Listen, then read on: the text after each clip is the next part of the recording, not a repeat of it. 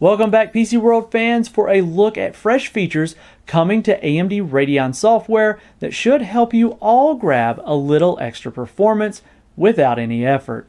And I know times are tough and grabbing new components is hard, but if you manage to grab your hands on the latest AMD processors and graphics cards, then it's never been easier to speed things up just a bit more. Now this is thanks to a CPU and GPU auto overclocking utility built right in to the latest Radeon software Adrenaline version 21.9.2. Now let's get into what you'll need, how to do it, and if it's worth it.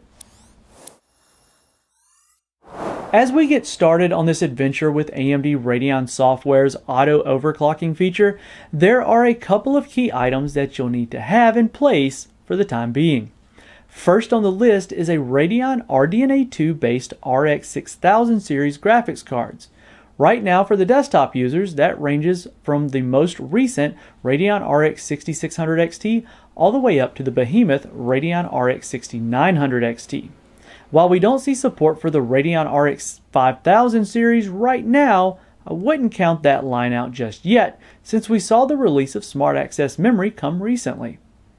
Okay, that takes care of the graphics card, but what about the CPU?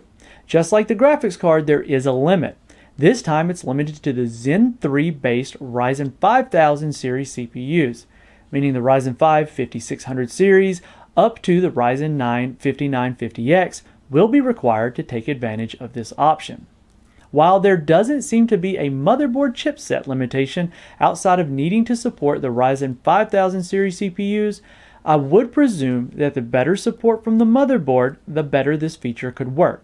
And because of that, I would recommend this more of a 500 series chipset owners, so the B550 and X570 crew. However, I would encourage you to at least give it a try if you've got a 400 series chipset, as there's no reason to not take advantage of free performance.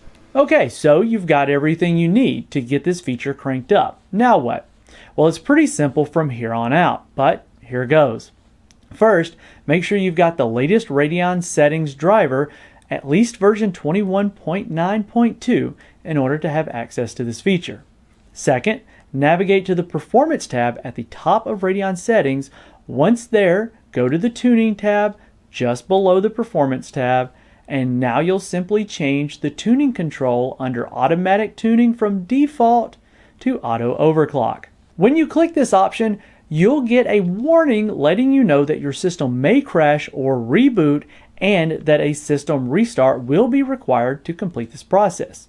Now, if you're wondering why you get this warning, it's because anytime you run your processor or graphics card past the factory specification, it can cause some instability. But this isn't going to go for a crazy overclock, so chances are you'll not experience any hiccups. Click Proceed to auto overclock if you so dare. Lastly, just sit back and let the system restart after taking some quick measurements. And once you're back into Windows, open up Radeon Settings to see what your results for your auto overclock were.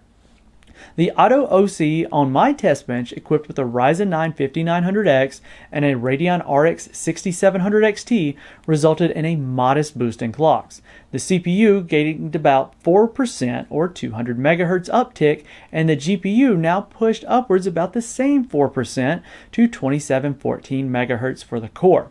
Now keep in mind that the GPU will only auto overclock the GPU core and not increase memory speed. But what does that mean for performance?